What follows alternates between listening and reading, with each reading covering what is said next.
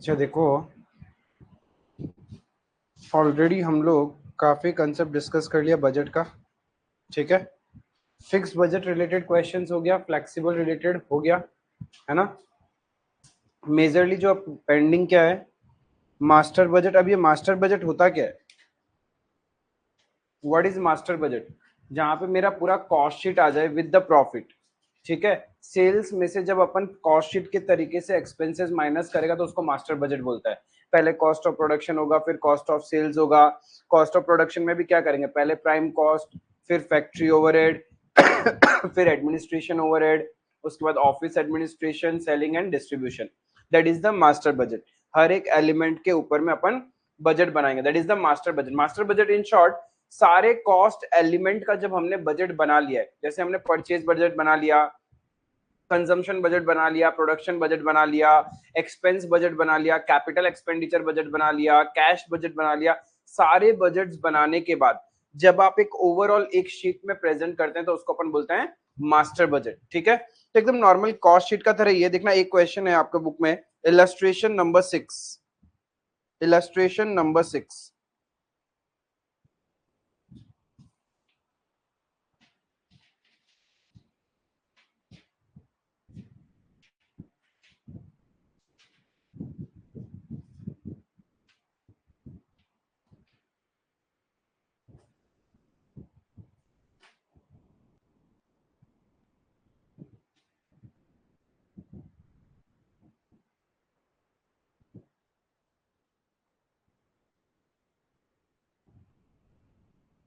क्या है illustration number 6? Float glass manufacturing company requires you to prepare the master budget for the next year. अब master budget में क्या होगा, छोटे छोटे जितने भी बजट बनाए उन सबको एक जगह प्रेजेंट कर दोगे, that is the master budget. ठीक है, for the next year from the following information. Next year के लिए बनाना है बजट। क्या बोल रहा है, सेल दो तरह के ग्लास अपन बेचते हैं, टफ एंड ग्लास और एक बैंड ग्लास, राइट। तो हम लोग इतना सेल करने वाले हैं, डायरेक्ट मटेरियल लगेगा 60% ऑफ सेल्स, तो हमारा डायरेक्ट मटेरियल कॉस्ट आ जाएगा। सेल वैल्यू मतलब 8 लाख है, उसका 60% will be our direct material, right. 4,80,000, right. उसके बाद में direct wages 20 workers at the rate 150 per month. ये पर मंथ का डेटा है और हम क्या बना रहे हैं, नेक्स्ट ईयर का बजट बना रहे हैं, पूरे कंप्लीट ईयर का बजट बना रहे हैं। तो हमारे लिए पूरा साल का डायरेक्ट वेजेस कितना होगा, कितना, 36,000। तो आपका डायरेक्ट मटेरियल कॉस्ट आपने बताया 4,80,000, डायरेक्ट वेजेस 36,000। उसके बाद फैक्ट्री ओवरहेड आ गया, तो कहना इसे direct material plus direct wages is our prime cost.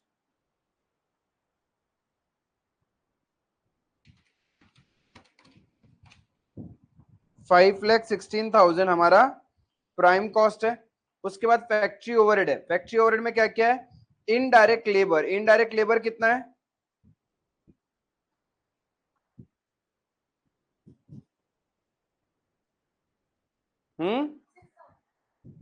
6,500 per month है, तो इंटू 12 करोगे तो वैल्यू आ जाएगा 6,000। Then foreman 4,800, stores and spares 2.5% of sales. तो ये तुम्हारा वेरिएबल फैक्ट्री ओवरहेड हो जाएगा। ये क्या है, ये फिक्स्ड है, ये फिक्स्ड है। जो भी चीज सेल्स पे डिपेंडेंट है वो मेरे लिए वेरिएबल है, राइट। तो ये मेरा वेरिएबल फैक्ट्री ओवरहेड कितना आ जाएगा, 2.5% ऑफ सेल्स, 8 लाख का 2.5%, 20,000। डेप्रिसिएशन ऑन मशीनरी फिक्स हो गया ये तो।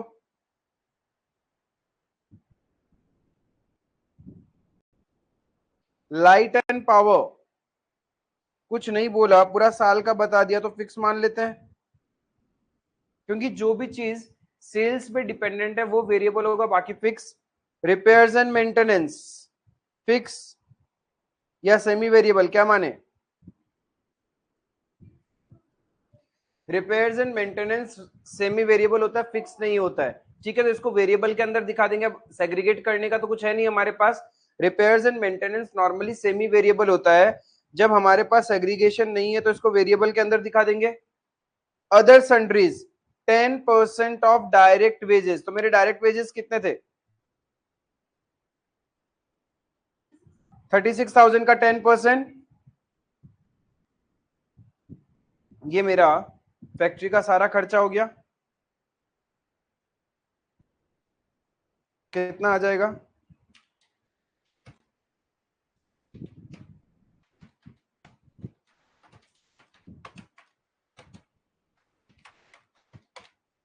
5,74,000 आ रहा है क्या?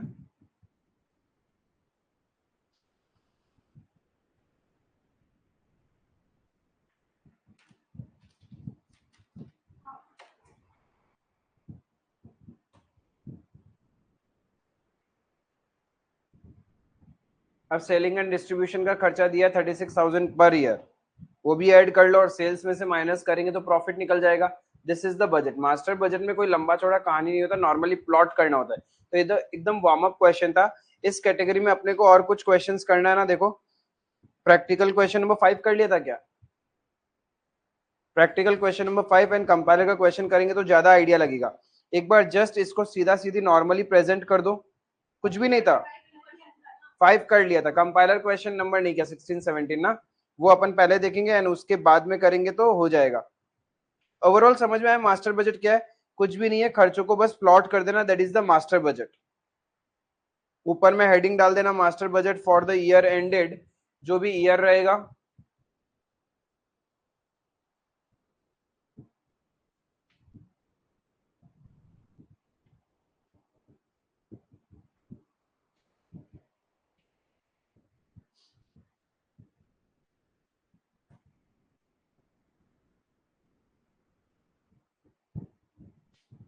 तो जो डिस्कस किया उसको बस सीधा सीधा प्लॉट कर दो, that is the master budget. कुछ है भी नहीं इसमें इतना लंबा चौड़ा, क्योंकि अच्छे क्वेश्चंस ऑलमोस्ट हमने कर लिए। अब एक छोटा कैटेगरी ऑफ क्वेश्चन है, रेशियोज के ऊपर में आता है, वो रेशियोज आपको थोड़े याद करने पड़ेंगे।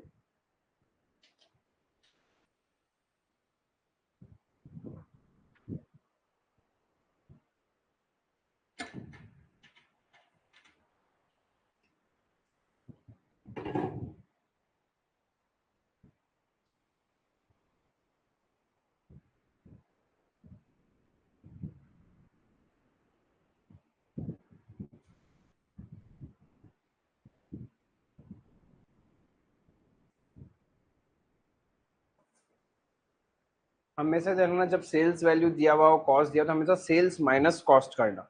ये कॉस्ट माइनस सेल्स नहीं होता है, सेल्स माइनस कॉस्ट होगा तभी प्रॉफिट निकलेगा।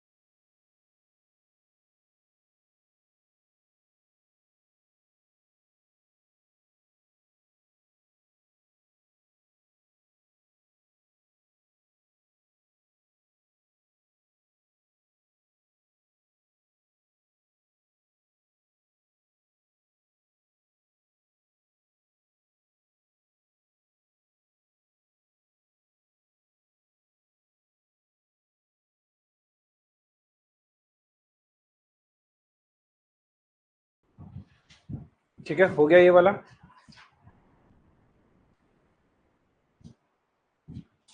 इतना कंपाइलर का क्वेश्चन नंबर 16-17 देखते हैं।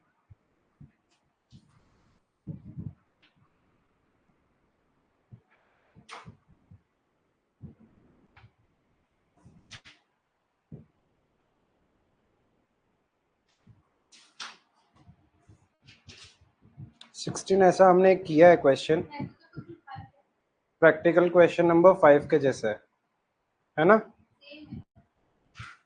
कुछ ज्यादा चेंजेस लग भी नहीं रहा इस क्वेश्चन के अंदर में। मैनेजमेंट के ऊपर कमेंट करना है, current position and the position हमने सेम किया था। प्रैक्टिकल क्वेश्चन नंबर 5 देखो हमने किया था ना ऐसे कंपेयर करके, ए और बी दो प्रोडक्ट बना रहे थे, फिर उनको लग रहा था ए और बी का सेल डाउन होगा तो उन लोग एक नया प्रोडक्ट सी बनाएंगे, तो अपने को ओवरऑल प्रॉफिटेबिलिटी पे कमेंट करना था कि उनको सी प्रोडक्ट ऐड कर लेना चाहिए या फिर नहीं करना चाहिए, right? This was the question. तो practical same as practical question number 5 लिख दो उसमें, एंड ये आपसे हो जाएगा आराम से घर पे भी।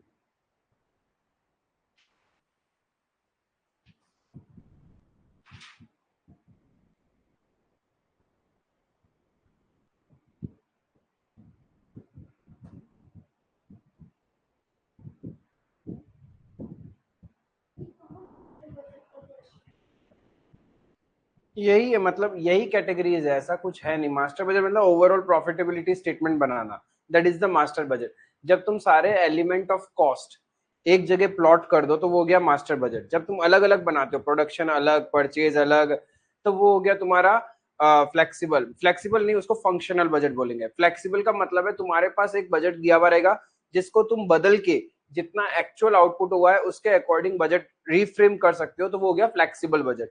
घूम फिरा के चीजें एक ही है। तो नंबर 17 करते हैं। क्या बोल रहा है? P Q R limited manufacture three product X Y and Z. The output for the current year is 2,50,000 units of product X, 2,80,000 units of product Y and 3,20,000 units of product Z. Current year का data दे रखा है।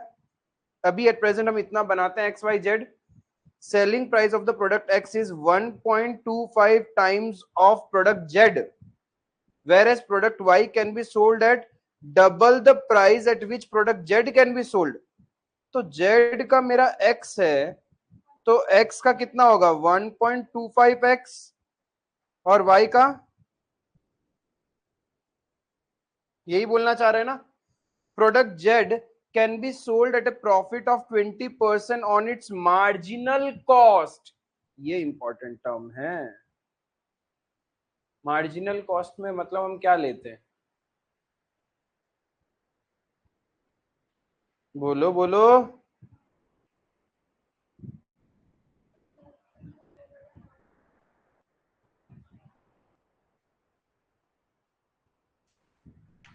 अरे बाबा, marginal cost किस पे focus करता है? तो क्या लेंगे कॉस्ट के अंदर? सिर्फ वेरिएबल। हमने मार्जिनल और एब्जॉर्प्शन के बीच में कॉस्ट शीट बनाया था, तो एब्जॉर्प्शन कॉस्टिंग में तो हम फिक्स कॉस्ट भी लेते थे कॉस्ट ऑफ प्रोडक्शन निकालने के लिए, वेरेज मार्जिनल में क्या लेते हैं? सिर्फ और सिर्फ वेरिएबल लेते हैं। तो इतना क्या सोचने का? मार्जिनल कॉस्ट का मतलब वेरिएबल कॉस्ट के ऊपर में कितना परसेंट प्रॉफिट है? 20%। तो सेलिंग प्राइस बन जाएगा जेड का, और एक बार जेड का सेलिंग प्राइस बन गया तो एक्स और वाई का निकल जाएगा। क्लियर है? Other information R S follows. Direct material cost per unit variable है ये, प्रोडक्ट एक्स का वाई का जेड बता रखा है। डायरेक्ट वेजेस पर यूनिट बता दिया, ठीक है, ये वेरिएबल है। हम क्या करते हैं? Selling price minus variable cost, तब कंट्रीब्यूशन आता है ना। तो अभी हमें वेरिएबल कॉस्ट का दो डेटा पता है जेड का, because we are focusing on Z Y, we need to find out the selling price of all the products. आगे बोला है raw material used for manufacturing all the three product is the same. Direct wages are paid ₹4 per labour our. इससे हम लोग एक unit को बनाने में कितने आवर्स लगते हैं वो निकाल सकते हैं। प्रोडक्ट एक्स को बनाने में कितने आवर्स लगते हैं? प्रोडक्ट एक्स को बनाने में 4 आवर लगते हैं। इफ तुम ₹4 घंटा पे करोगे तो प्रोडक्ट एक्स को बनाने में कितने आवर लगेंगे? क्या ₹16 का पेमेंट कर रहे हो 1 यूनिट के लिए, और 1 आवर का ₹4 है, तो भाई 4 घंटे के लिए आपने पे किया होगा ना ₹16। देन ₹24 पे कर रहे हो, मतलब कितने आवर्स के अंदर में प्रोडक्ट वाई बनता है?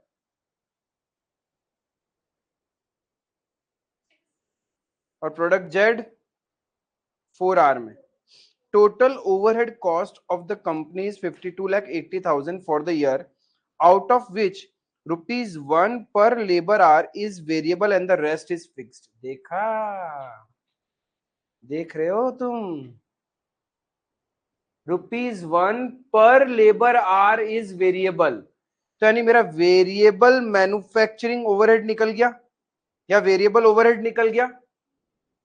वेरिएबल ओवरहेड प्रोडक्ट एक्स के लिए कितना होगा?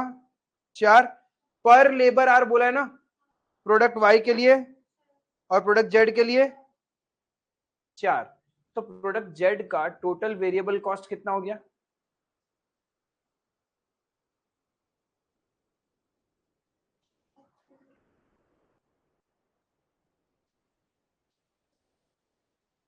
₹40, ₹20 मेटेरियल, ₹16 वेजेस और ₹4 वेरिएबल ओवरहेड, तो ₹40 हुआ ना, राइट? तो इसका सेलिंग प्राइस क्या था? सेलिंग प्राइस जेड का निकल सकता है क्या अब? क्या बोला था? 20% ऑन इट्स मार्जिनल कॉस्ट, यही तो मार्जिनल कॉस्ट है जेड का पर यूनिट। तो इसमें 20% ऐड कर देंगे तो सेलिंग प्राइस आ जाएगा। ₹48 is the selling price of Z. If Z का सेलिंग प्राइस 48 है, तो एक्स का कितना हुआ?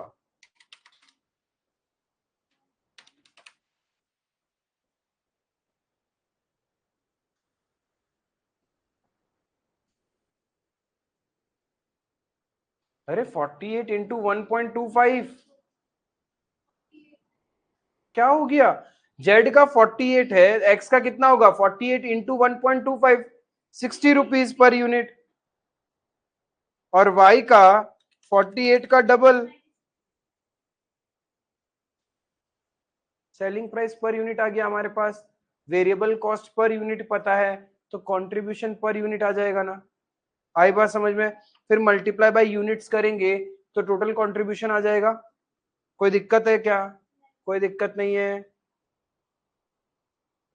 Tell me the total fix cost.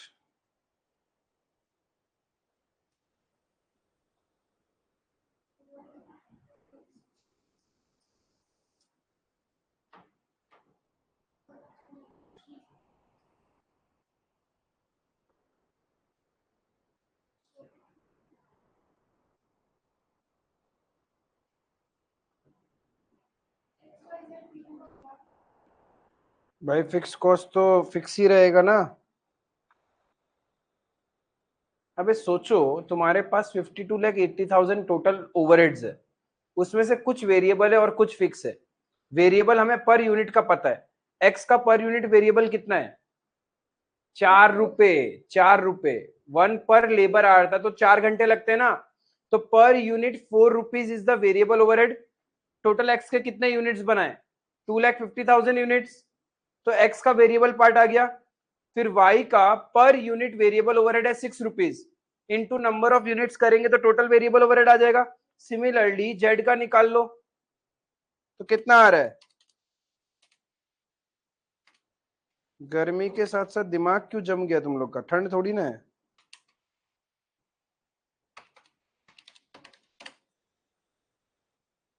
39,60,000 total variable है, और टोटल खर्चा कितना है? वेरिएबल टोटल ओवरहेड्स कितना है?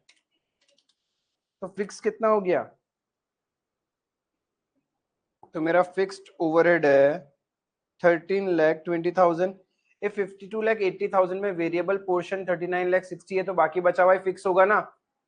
क्लियर है? तो वो माइनस करेंगे तो प्रॉफिट आ जाएगा या नहीं आएगा? प्रेजेंट सिनेरियो का कंट्रीब्यूशन निकल गया पर यूनिट। अरे देखो, X Y Z, selling price per unit 48, X का, वाई का 96, सॉरी एक्स का कितना था? 60, वाई का 96 और जेड का 48 minus variable cost per unit कितना कितना था 20 और 40 था एक्स का और वाई का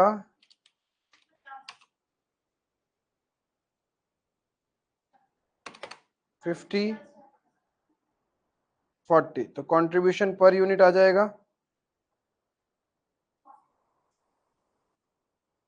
अब मल्टीप्लाई बाय यूनिट करेंगे तो टोटल कंट्रीब्यूशन आ जाएगा और टोटल कंट्रीब्यूशन में से फिक्स कॉस्ट माइनस करेंगे तो प्रॉफिट आ जाएगा as per the present scenario ठीक है selling price minus variable cost करेंगे तो कंट्रीब्यूशन कंट्रीब्यूशन कंट्रीब्यूशन में से फिक्स कॉस्ट माइनस होगा तो प्रॉफिट आ जाएगा मांगा क्या prepare a budget showing the current position तो करंट पोजीशन तो हमने सॉल्व कर लिया ठीक है और क्या मांगा position for the next year clearly indicating the total product wise contribution and profit for the company as a whole तो हम product wise contribution per unit करके multiply by number of units कर देंगे तो प्रोडक्ट वाइज कंट्रीब्यूशन आ जाएगा फिर total contribution में से company as a whole fixed cost minus करेंगे तो प्रॉफिट आ जाएगा करंट पोजीशन समझ में आया नेक्स्ट ईयर के लिए क्या बोल रहे हैं in the next year it is expected that the sale of product X and product Z will increase by 12%. Volume बढ़ेगा तो उससे सेलिंग प्राइस बदलेगा क्या सेलिंग प्राइस नहीं बोल रहा वॉल्यूम बोल रहा है and 15% respectively and sale of product Y will decline by 5%. इसका मतलब अभी तक सेलिंग प्राइस तो सेम ही रहेगा क्वांटिटी चेंज हो जाएगा और क्या बोल रहा है total overhead cost of the company for the next year is estimated at rupees 55 lakh 8,000. The variable cost of rupees 1 per labor hour remains unchanged. इसका मतलब फिक्स कॉस्ट बदल जाएगा नहीं क्योंकि हमारे आउटपुट चेंज हो रहे हैं अब मेरा एक बात बताओ नेक्स्ट ईयर हम प्रोडक्ट एक्स कितना बेचेंगे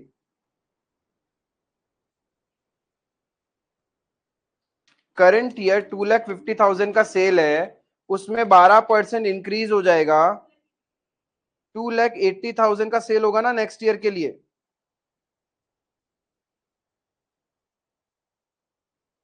और वाई का क्यों 15% वाई का तो 5% गिर रहा है वाई का 5% गिर रहा है तो 2,80,000 माइनस 5% 2,00,000 और जेड का 15% इंक्रीज हो रहा है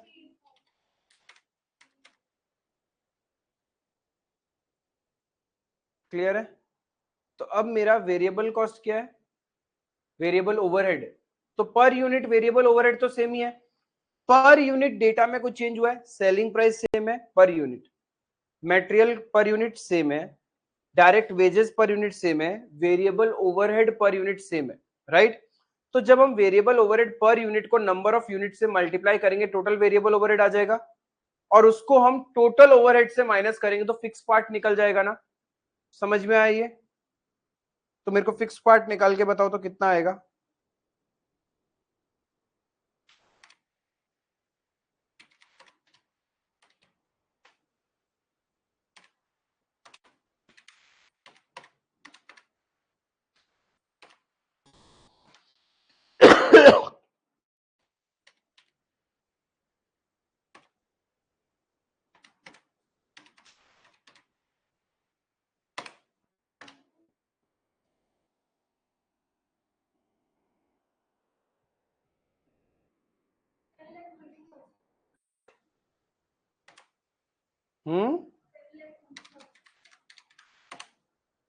कैसे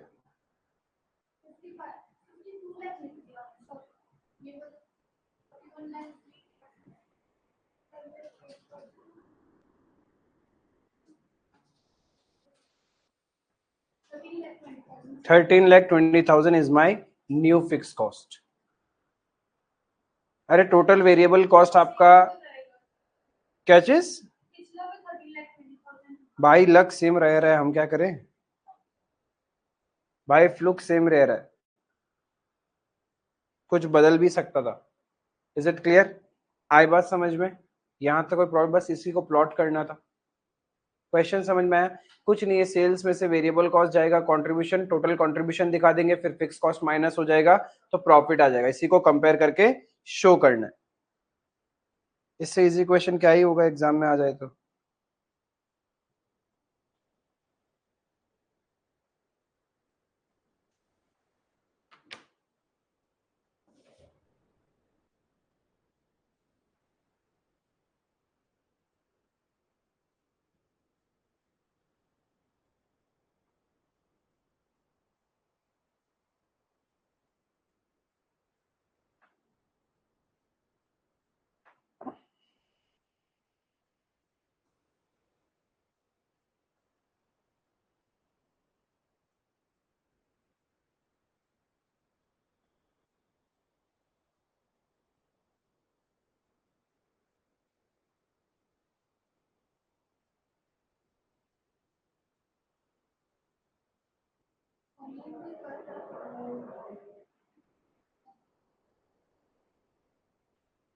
कोई तो ज्वाइन नहीं किया।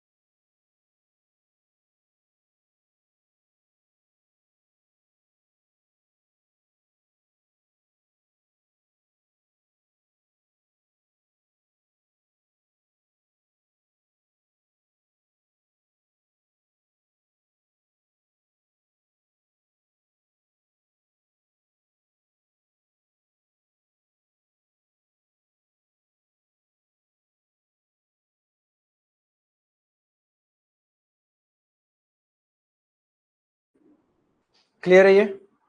ठीक है, तो बाकी तो कर ही लिया था हमने कंपाइलर का क्वेश्चन। अब देखो, और एक कंसेप्ट जो है वो रेशियोज के ऊपर में। तो बेसिकली वो रेशियोज अपने को याद ही करना पड़ेगा, क्योंकि कितना भी कोशिश करो at the end of the day वो भूलने का चांसेस रहता है। तो ये रेशियोज अपने को याद करना पड़ेगा। क्वेश्चन आता है तो स्ट्रेट फॉरवर्ड डायरेक्ट क्वेश्चन आता है, अपने को फॉर्मूला अप्लाई करना है और वो हो जाएगा। ठीक है, कैसे याद रखिएगा, इसके लिए मैंने स्टैंडर्ड, जैसे हमने फिक्स्ड ओवरहेड वेरिएंसेस किया था ना, उसी से रिलेटेड है ये। तो पहले ये लिखो, फिर अपन इसके बारे में डिस्कस करते हैं। रेशियो कुछ नहीं, अपन कंपेयर करेंगे स्टैंडर्ड को बजट के साथ में, बजट को एक्चुअल के साथ में, दैट बिकम्स अ रेशियो। और रेशियोज क्यों बनाते हैं? ताकि हम लोग कंट्रोल्स, क्योंकि इस चैप्टर का नाम क्या है, बजट एंड बजटरी कंट्रोल्स। तो जब तक आप कंपेयर नहीं करोगे अपने रेशियोज को, तो आप कैसे कंट्रोल चेक कर पाओगे?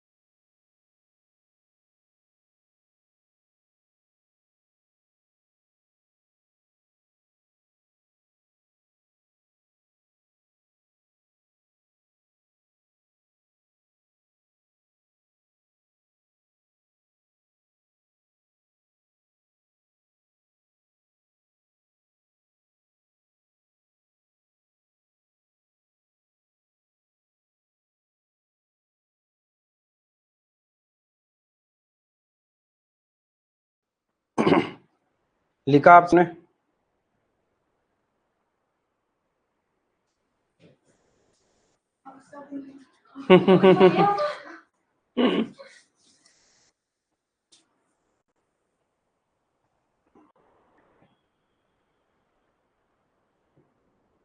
हमेशा ऐसा होता है, आपका अकाउंट्स का टेस्ट के वजह से फ्लैग हो जाता है, फिर हम भाग भी नहीं सकते।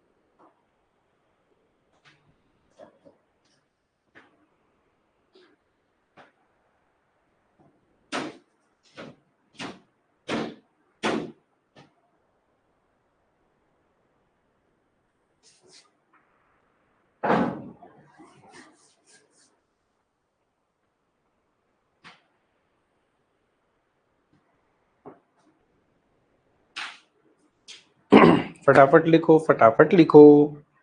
This is the last concept of this chapter और प्योरली स्ट्रेट फॉरवर्ड क्वेश्चंस होंगे। इन्हीं रेशियोज को प्लॉट करना एंड कहानी खत्म।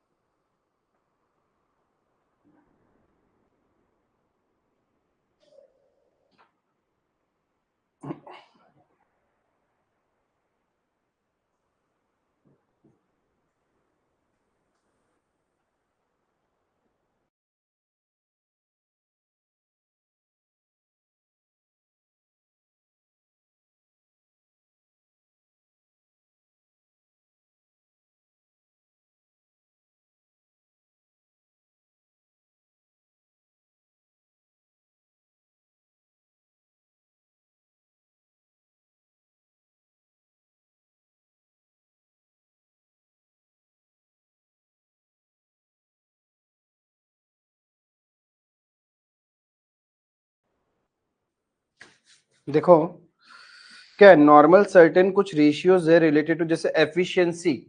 एफिशिएंसी बात करेगा कि आपने एक्चुअल आवर्स कितने लिए, right, and compare to standard for actual.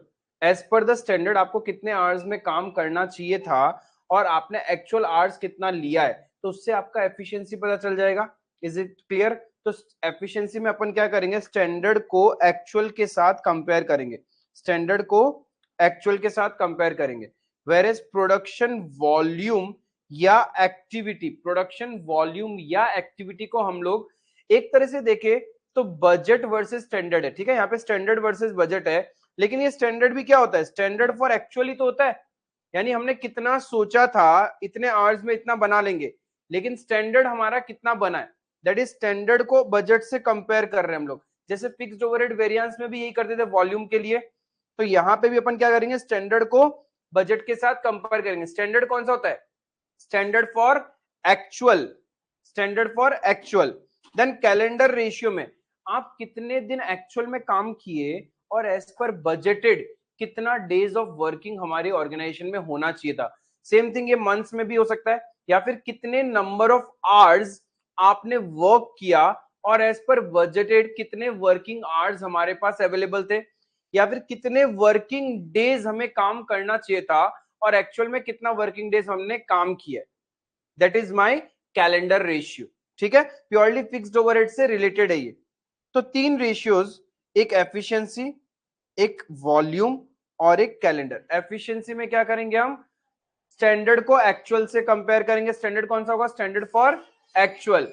Whereas जब अपन वॉल्यूम रेशियो या एक्टिविटी रेशियो देखेंगे तो क्या करेंगे, स्टैंडर्ड को बजट के साथ कंपेयर करेंगे। फिर कैलेंडर रेशियो में एक्चुअल को बजट के साथ अपन कंपेयर करेंगे। कैपेसिटी, कैपेसिटी में दो तीन रेशियोज है। पहला है actual usage of budgeted capacity, मतलब आपका ऑर्गेनाइजेशन का कितना बजटेड कैपेसिटी है उसमें से आपने कितना यूज किया, right, that is actual usage of budgeted capacity. यानी एक्चुअल को बजट से कंपेयर करना है, नाम में ही लिखा हुआ है एक्चुअल यूजेस ऑफ बजटेड, यानी एक्चुअल वर्सेस बजटेड। क्लियर है? Then standard capacity usage ratio. Standard यानी यहाँ पे क्या होगा कि मैक्सिमम हम कितना यूज कर सकते थे, क्योंकि हर एक मशीन को यूज करने का एक मैक्सिमम होता है, लेकिन क्या बजट मैक्सिमम पे बनता है क्या, हमें पता है वो उतना तो काम हो ही नहीं सकता है। जैसे एक ह्यूमन बॉडी का एक मैक्सिमम इंटेंसिटी तो है, लेकिन क्या हम उसके अकॉर्डिंग काम करते हैं क्या, उससे थोड़ा कम ही करते हैं ना। तो स्टैंडर्ड हम उससे नीचे सेट करते हैं। तो बोलता है स्टैंडर्ड कैपेसिटी कितना है आपका। जैसे बोलता है ना कि एक फोन खरीदा है तो ये 24 घंटा तक तो फिर से चार्ज करने का जरूरत नहीं है। अरे ये क्या, दिस इज द मैक्सिमम, लेकिन उसके बहुत इफ एंड बट्स है। आप स्टैंड बाय में छोड़ दोगे, बैकग्राउंड एप्स नहीं चलना चाहिए, और भी कुछ नहीं आप कर रहे हो, इंटरनेट नहीं चल रहा है, तब जाके वो 24 आवर तक आपको चार्ज करने का जरूरत नहीं है। लेकिन यदि आप नॉर्मल यूजेस करोगे तो ऑन एंड स्टैंडर्ड ये आपका बैटरी बैकअप 8 to 10 आवर्स दे देगा, वो हो गया स्टैंडर्ड। Is it clear? तो यानी स्टैंडर्ड कैपेसिटी का मतलब है जब आप अपने मशीन का या फिर ऑर्गेनाइजेशन का मैक्सिमम कैपेसिटी और बजटेड कैपेसिटी को जब कंपेयर करते हो, और बजट बनाते हैं हम एक सिनेरियो, एक स्टैंडर्ड सर्कमस्टेंसेस को ध्यान में रख के, और मैक्सिमम तो क्या होगा, मैक्सिमम पॉसिबल, कितना तो कमिटमेंट है, हो सकता है, लेकिन कभी भी कोई भी चीज अपने मैक्सिमम लेवल पे वर्क होता ही नहीं। जैसे अपना ब्रेन है, ब्रेन थोड़ी ना हम मैक्सिमम यूज करते हैं, हम उसका कम ही करते हैं ना, that is budgeted. Is it clear? That is standard capacity usage ratio. And actual capacity क्या है? जितना मैक्सिमम यूज हो सकता था और एक्चुअल में कितना दिया। जैसे बोलते हैं ना कि फोन बैटरी बैकअप देगा आपका 24 घंटे, लेकिन हमें लगता है यार यूज करेंगे, बोलता है। जैसे और एक एग्जांपल लेता हूं, कार, कोई भी आप नई गाड़ी खरीदते हो, बोलते ये तो माइलेज दे देगा आराम से 20 रुपए 20 लीटर पर किलोमीटर, बट हमें पता है सिटी में चलाएंगे तो ये 20 तो नहीं देगा। ये ऑन एंड स्टैंडर्ड जब फिर शोरूम वाला होता है, भैया देखिए 20 तो कंपनी वाला बोलते हैं, बट आपका 15-16 तो दे देगा माइलेज, ये हो गया दे देगा, यानी this is budget versus maximum. But जब हम एक्चुअल में यूज करते हैं, यूज करने का तरीका अलग अलग होता है, तब पता चलता है कि वो माइलेज दे रहा है 10 to 12। तो मैक्सिमम था 20 कंपनी का कमिटमेंट, और हमें एक्चुअल कितना मिल रहा है, 10 से 12। दैट इज जब मैक्सिमम को एक्चुअल से कंपेयर करते हैं तो हमें एक्चुअल कैपेसिटी यूजेज रेशियो मिल जाएगा। Is it clear? आई बात समझ में? एंड आइडियल कैपेसिटी क्या है? आइडियल कैपेसिटी क्या है मेरा? आइडल कैपेसिटी, आइडल बोले तो बजटेड में कंपनी ने बोला 20 किलोमीटर पर लीटर मिलेगा, एक्चुअल जब हम यूज कर रहे हैं तो हमें कितना मिल रहा है, 10-12, सपोज 12 मिल रहा है, तो बीच का जो गैप है वो आइडल, दैट इज कितना 8, लेकिन मिलना कितना चाहिए था, बजटेड 20। तो कितना वेरिएंस है हम लोग, कंपनी के कमिटमेंट और हमारी परफॉर्मेंस जब हम यूज कर रहे हैं उसको, तो उन दोनों के बीच में कितना गैप है, परसेंटेज गैप है, उसी को हम लोग आइडल कैपेसिटी रेशियो बोलते हैं। आई बात समझ में? क्लियर है? तो एक बार सारा का सारा रेशियोस फिर से गो थ्रू करो। क्या है एफिशिएंसी? क्या बोलेगा एफिशिएंसी? बोलेगा standard versus actual, standard versus actual. Volume क्या बोलेगा, कितना बना सकते थे और स्टैंडर्ड कितना सेट किया, यानी standard versus budget. Calendar, budgeted में कितना दिन काम हो सकता था और एक्चुअल में हमने कितना दिन काम किया, यानी एक्चुअल वर्सेस बजट। ठीक है? Actual usage of budgeted capacity, actual versus budget. Standard capacity,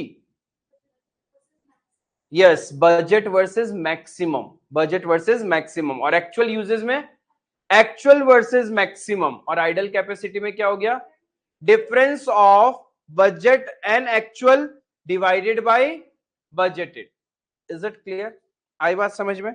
देखना कुछ 2-3 क्वेश्चंस है। एक तो अपना इलस्ट्रेशन नंबर 7 है,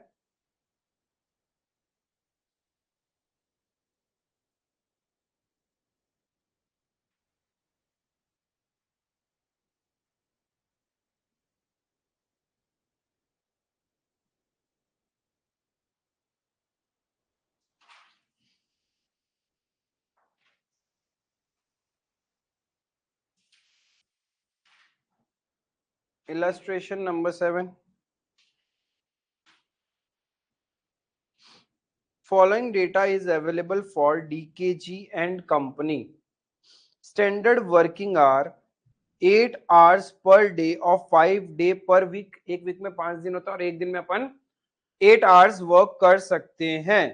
ठीक है? उसके बाद मैक्सिमम कैपेसिटी 50 एम्प्लॉय का है, एक्चुअल में 40 एम्प्लॉय काम कर रहे हैं। Actual are expected to be worked per 4 week, यानी एक महीने का डेटा, 4 हफ्ते में हम 6400 एक्चुअल में काम कर सकते हैं, एक्सपेक्टेड है।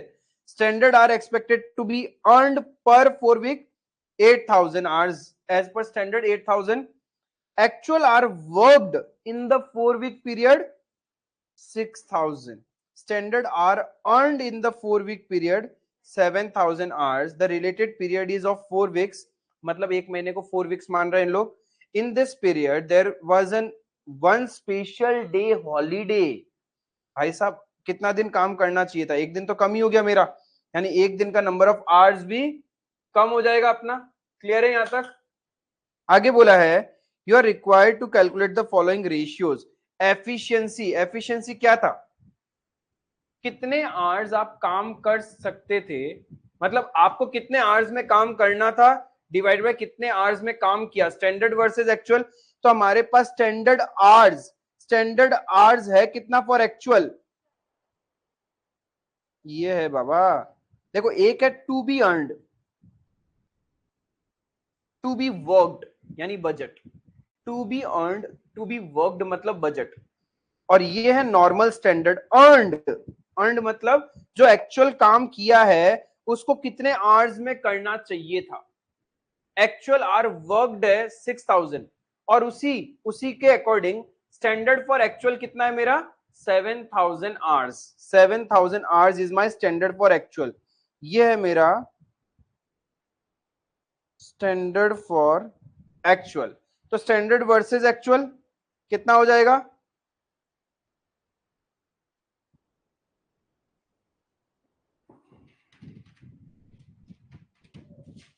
116.67%, यानी we are good efficient.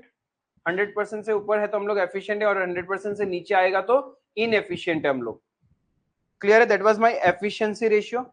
Activity या वॉल्यूम क्या बोलता है? Standard versus budget. एक्टिविटी या वॉल्यूम क्या बोलता है? Standard versus budget. अब बजटेड कैपेसिटी कितना है अपना?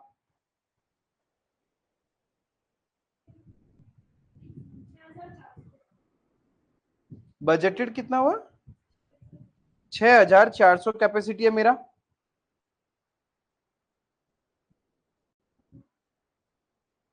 और स्टैंडर्ड कितना है मेरा? क्या चीज? कैसे 8000?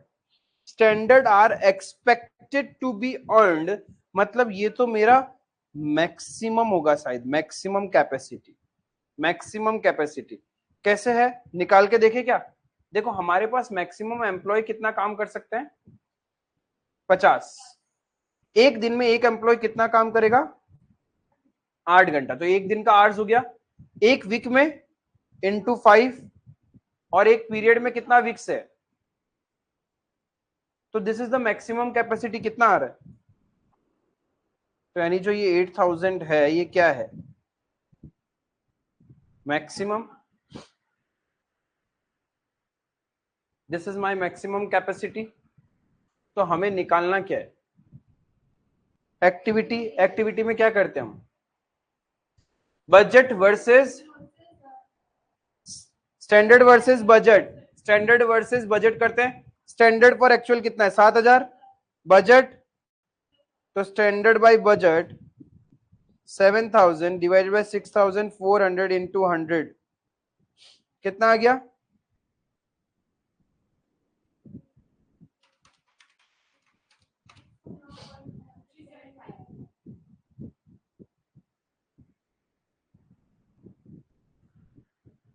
ये मेरा वॉल्यूम रेशियो हो गया। कैलेंडर, कैलेंडर में क्या करते हैं? कितना दिन काम करना था और कितना दिन काम किया। As per budgeted working days कितना था? एज पर बजटेड 20, क्योंकि एक हफ्ते में 5 दिन होता है, टोटल 4 हफ्ते हैं तो 20 डेज। और हमने एक्चुअल में कितना दिन काम किया? 19 दिन, क्योंकि एक दिन तो हॉलीडे है ना। तो 19 divided by 20 into 100 actual by budget था। तो 95% हमारा कैलेंडर रेशियो हो गया। फिर और क्या करना है?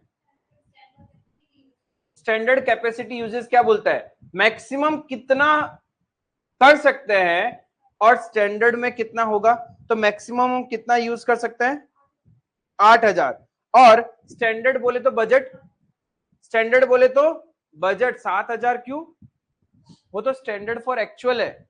ये 7000 तो स्टैंडर्ड फॉर एक्चुअल है ना। अरे यहां पे स्टैंडर्ड कैपेसिटी में हम क्या लेते हैं? बजट लेते हैं ना। तो बजट हमने कितना बना रखा है? 6400। हमें लगता है कि हम पूरे 4 हफ्ते में 8000 आवर्स तो काम करेंगे मैक्सिमम, लेकिन हम उतना कर ही नहीं सकते, इसलिए हमने स्टैंडर्ड कितना बनाया, बजट कितना बनाया? 6400। तो निकालो।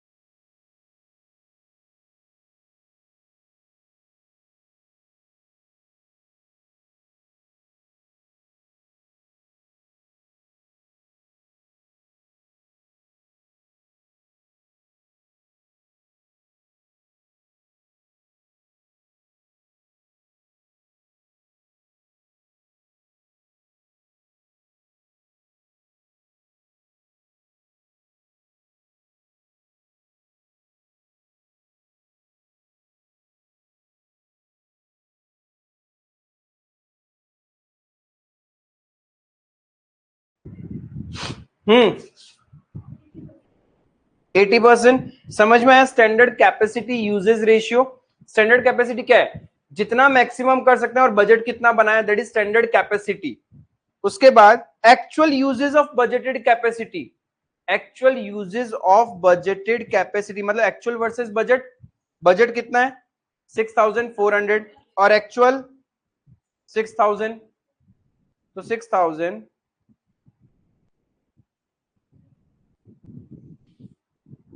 divided by 6400 into 100। यस। और actual capacity usage ratio, actual versus maximum. Actual में कितना किया? 6000 और मैक्सिमम कितना कर सकते थे, मिलना था 8000। तो 6000 डिवाइडेड बाई 8000 इंटू 100। समझ में आया? ऐसे ही डेटा आता है। बस इसी टाइप का क्वेश्चन रिपीटेटिव है। यही तुम्हारा बेंचमार्क क्वेश्चन है, क्योंकि यहाँ पे लैंग्वेज घुमाऊ है। पहले तो यही समझ में नहीं आता कौन सा बजट है, कौन सा मैक्सिमम है, और कौन सा स्टैंडर्ड है, और कौन सा स्टैंडर्ड फॉर एक्चुअल है। ये यदि सेग्रीगेट कर लोगे तो क्वेश्चन इजी बन जाएगा। तो ये आना बहुत जरूरी है।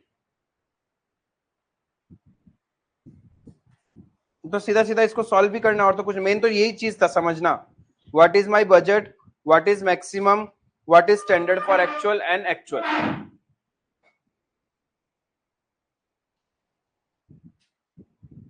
सीधा सीधा प्लॉट कर देंगे अब तो।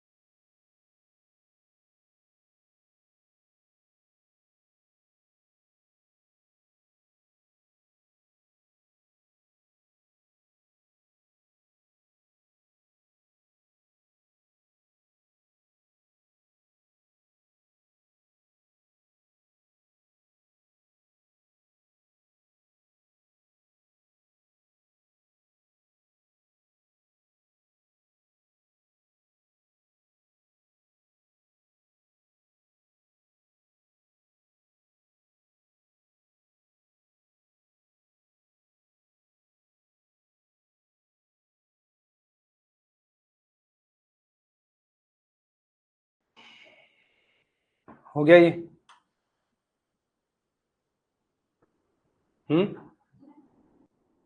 कंपाइलर का 2 क्वेश्चन है इसके ऊपर, वो करते हैं फिर, ताकि ये चैप्टर प्रैक्टिकली रैप अप हो जाएगा।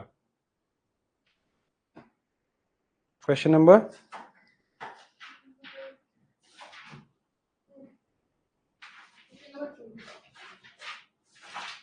ये कर लिया था क्या तुम लोग, नंबर 20?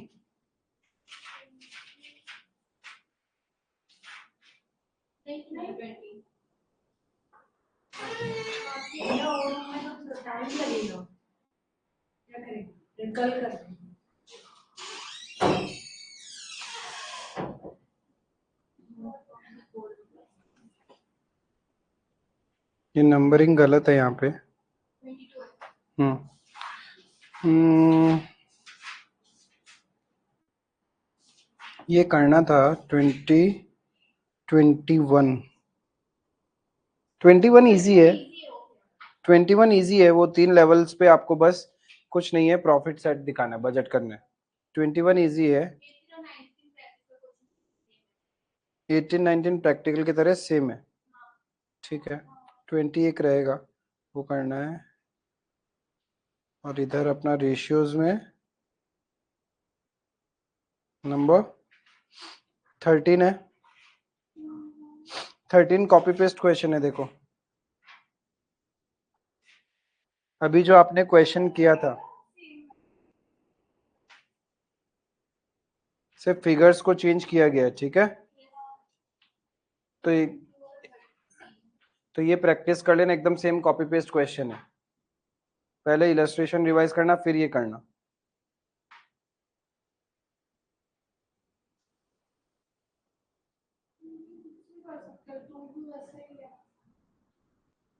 टू करो अभी, सब कुछ दिया हुआ है। वैसे ही मैंने बोला ना, वही एक क्वेश्चन इसको बार बार घुमा के आता है। देखो maximum capacity employees actual are expected to be worked per 4 week. तो actual are expected to be worked, ये क्या है तुम्हारा? ये बजट है। ये standard are expected to be worked, ये क्या है? ये मैक्सिमम होगा, कैलकुलेट कर लो। 60 employees 8 hours per day into 5 day week into कितना वीक्स है? 4 वीक। तो वही आएगा 8000, 9600। 9600 मैक्सिमम हो गया। एक्चुअल तो एक्चुअल ही रहेगा, ये मेरा स्टैंडर्ड हो गया, स्टैंडर्ड फॉर एक्चुअल। तो कभी कभी ऐसा लकी क्वेश्चन आ जाता है, बट प्रॉब्लम यही होता है कि एग्जाम में इन फॉर्मूलाज को रिटेन करना, तो थोड़ा सा रिवीजन चाहिए। देखो यहाँ पे हल्का सा आपको स्ट्रेस देना पड़ेगा। इसको करो, इसको तो सेल्फ कर लो अभी। ये सेल्फ कर लो अभी, फिर अपना एक क्वेश्चन और बचा हुआ है ना, नंबर 20, वो कर लेते हैं, वरना अच्छा क्वेश्चन रह जाएगा।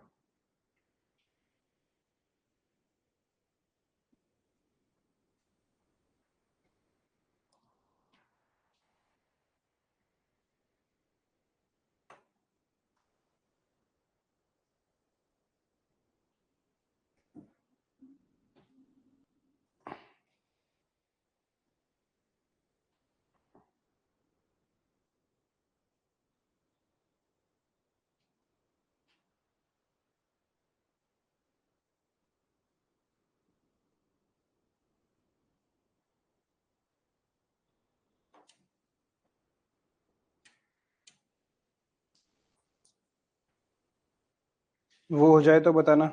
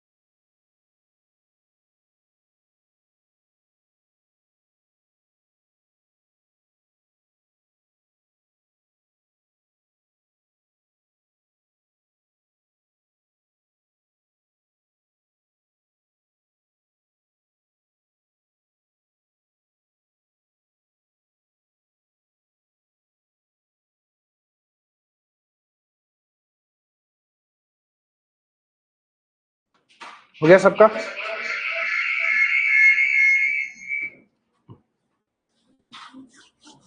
हाँ देखो क्वेश्चन नंबर 20 वो नहीं हुआ क्या अभी तक?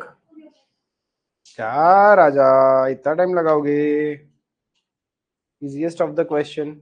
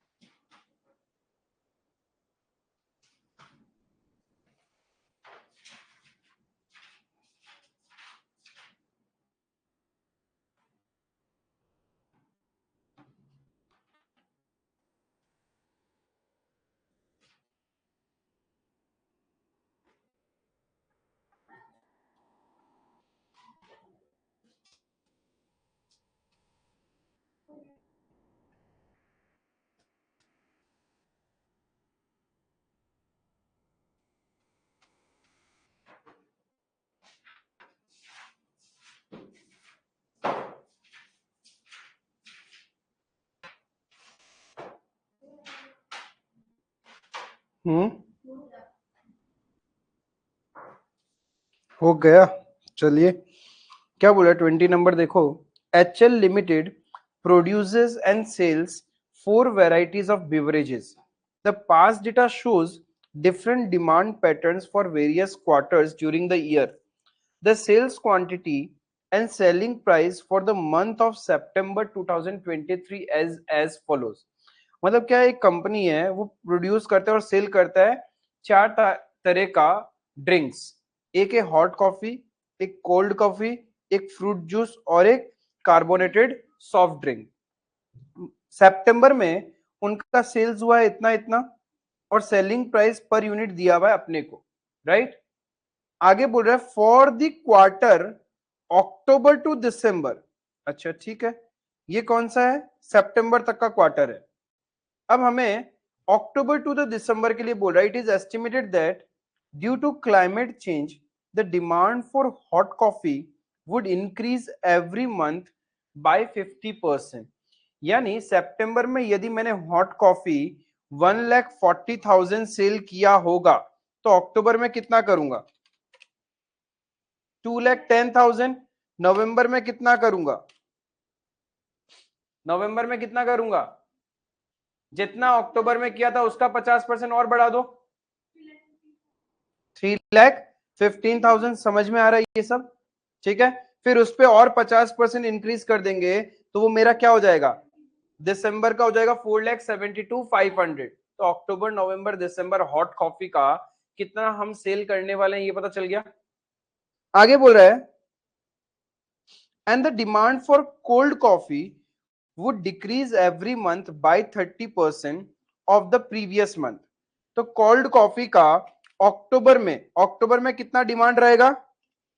3,40,000 माइनस 30%, 2,38,000। अरे कोल्ड कॉफी 3,40,000 है सितंबर में, तो प्रीवियस मंथ में जितना था उसका 30% गिरेगा ना। तो अक्टूबर में कितना हो जाएगा? 2,38,000। अक्टूबर में 238 है, नवंबर में कितना होगा? और गिर जाएगा माइनस 30%, 1,66,600। क्लियर है? अरे कोई दिक्कत नहीं है? देन उसके बाद में और 15% गिर जाएगा तो 141,610। One sorry 30%। 30% कितना था? 166 था क्या? 160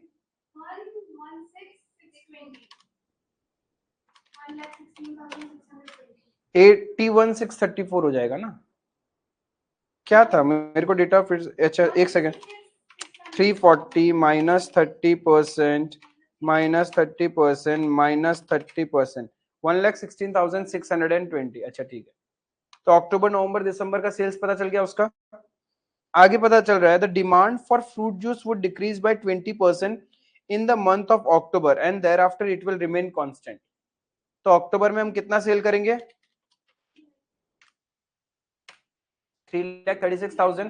नवंबर में कितना सेल करेंगे 3,36,000 और दिसंबर में 3,36,000, चेंज ही नहीं होगा क्योंकि बोला है कि अक्टूबर में क्या होगा, पिछला मंथ का कंपेयर में 20% कम हो जाएगा, फिर कांस्टेंट रहेगा। Is it clear?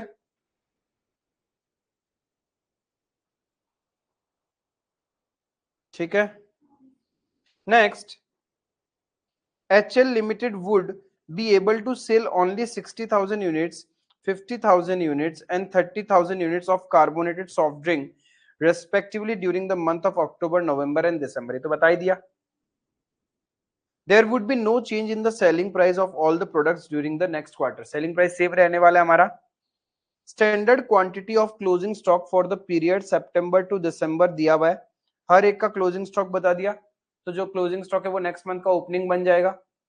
You are required to prepare a production budget and sales budget in unit and sales value also. Units भी बताओ और value भी बताओ. अच्छा, for the month of October, November and December. तो सबसे पहले अपन production budget बनाएंगे.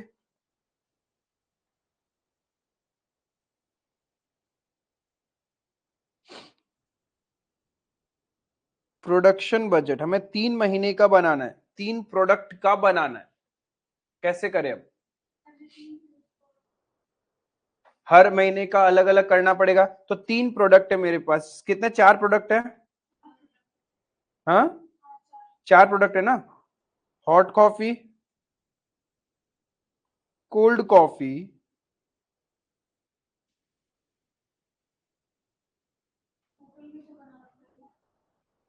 Fruit juice. नहीं, अलग अलग प्रोडक्ट की कोई जरूरत नहीं है.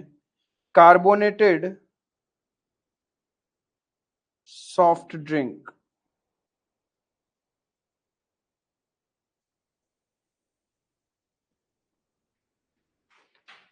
अक्टूबर 23. अक्टूबर में सेल्स कितना करेंगे अपन? Hot coffee 2,10,000, cold coffee 2,38,000, 3,36,000, 60,000. ये मेरा अक्टूबर का सेल्स है. लेकिन क्या हमें इतना प्रोड्यूस करना पड़ेगा क्या? Plus closing stock. अक्टूबर में कितना क्लोजिंग स्टॉक रखना है हमें? 15, 14, 12, 5,500. 15,000, 14,000, 12,000, 5,500 माइनस ओपनिंग स्टॉक. कितना है ओपनिंग स्टॉक? 12, 13, 11, 12,000, 13,000, 11,000, 7,000. तो ये हमारा अक्टूबर का प्रोडक्शन बजट आ गया.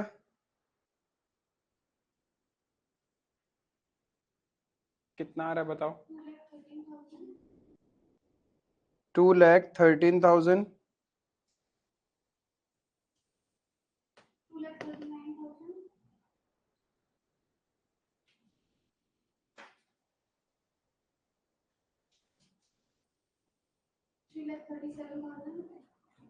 3,37,000, 58,000.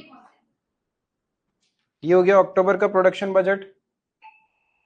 अब क्या करेंगे? नवंबर बनाएंगे.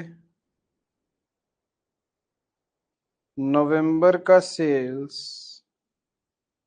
Plus closing stock minus opening stock. नवंबर का सेल्स कितना?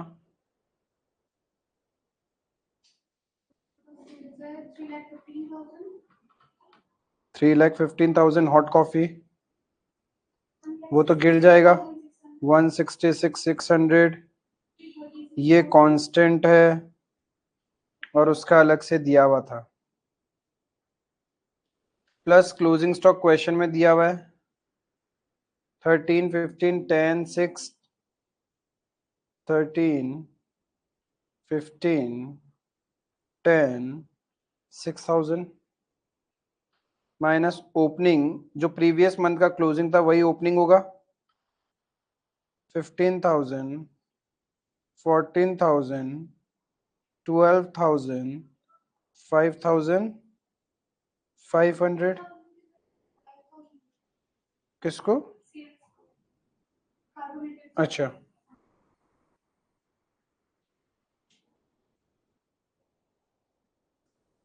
कितना प्रोडक्शन आ रहा है? 3,13,000, 1,67,600, 3,34,000, 50,500।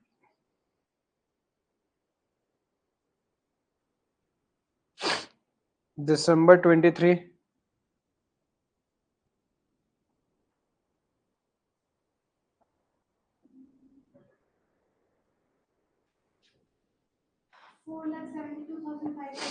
472,500 सेल करना है,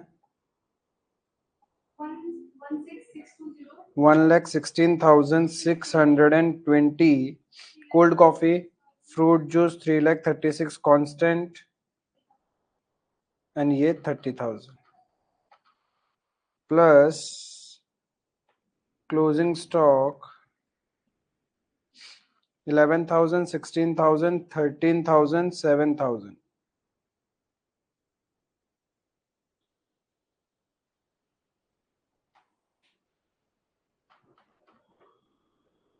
माइनस ओपनिंग स्टॉक, जो प्रीवियस मंथ का क्लोजिंग है वही ओपनिंग होगा, 13, 15, 10, 6.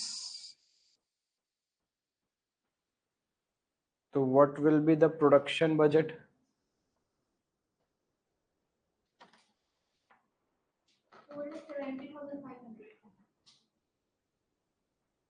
One lakh 17,620, 3,39,000, 31,000।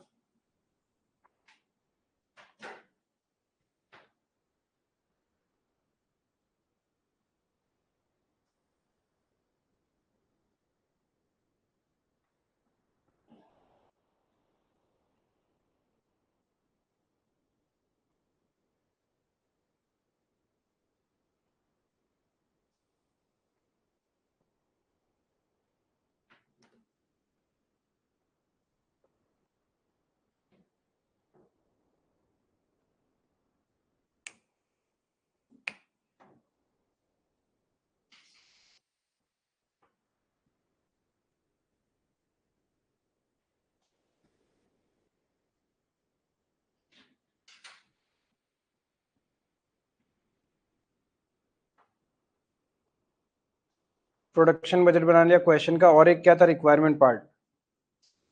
Sales budget in units and value.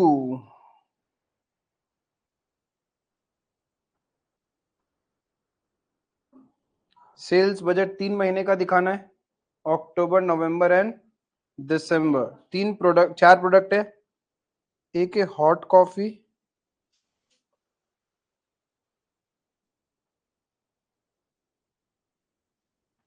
Cold coffee, फिर फ्रूट जूस,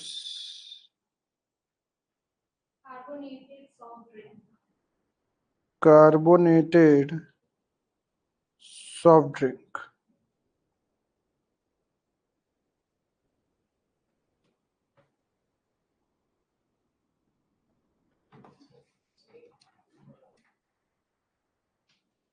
अक्टूबर, नवंबर, दिसंबर।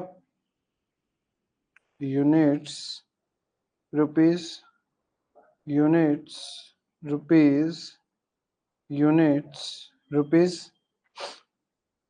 सेल्स यूनिट्स तो सबका पता है अपने को, 2,10,000, 2,38,000,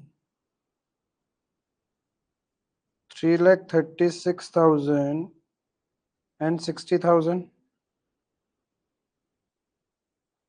मल्टीप्लाई बाय सेलिंग प्राइस कर देंगे तो रुपीज आ जाएगा। सेलिंग प्राइस सेम ही है, कितना कितना था, 20 40 20 20 20 40 20 20, कितना आ जाएगा,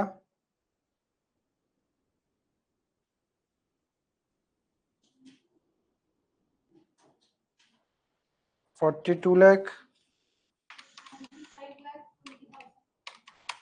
95 लाख 20,000,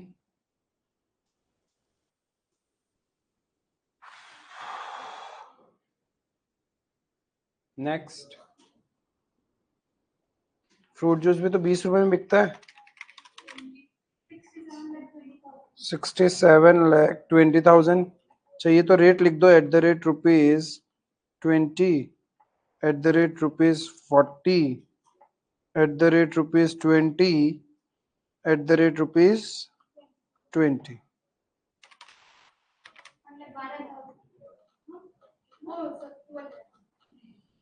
अब नवंबर का units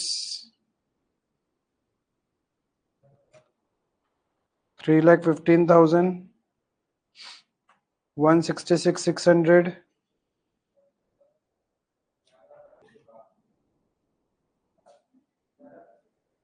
3,36,000 and 50,000।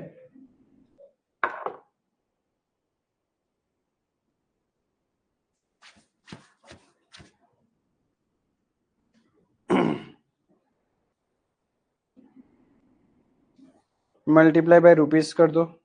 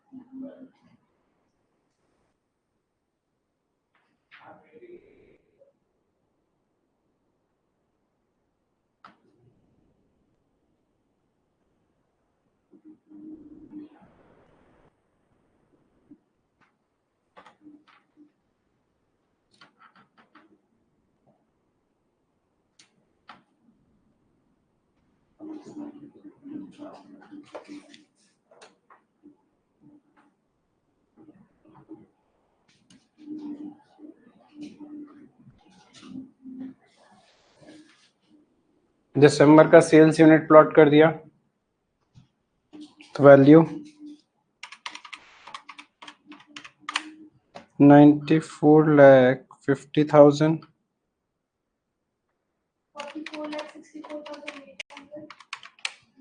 46,64,800, 67,20,000 and 6 lakh. Total आ रहा है 2,14,34,800।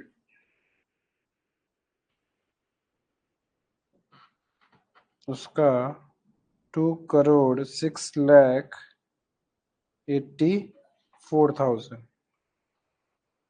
करोड़ 16,40,000। That's it. क्या ही कॉम्प्लिकेटेड था इसमें, 10 मार्क में आईसीआई पूछ लिया था इसको।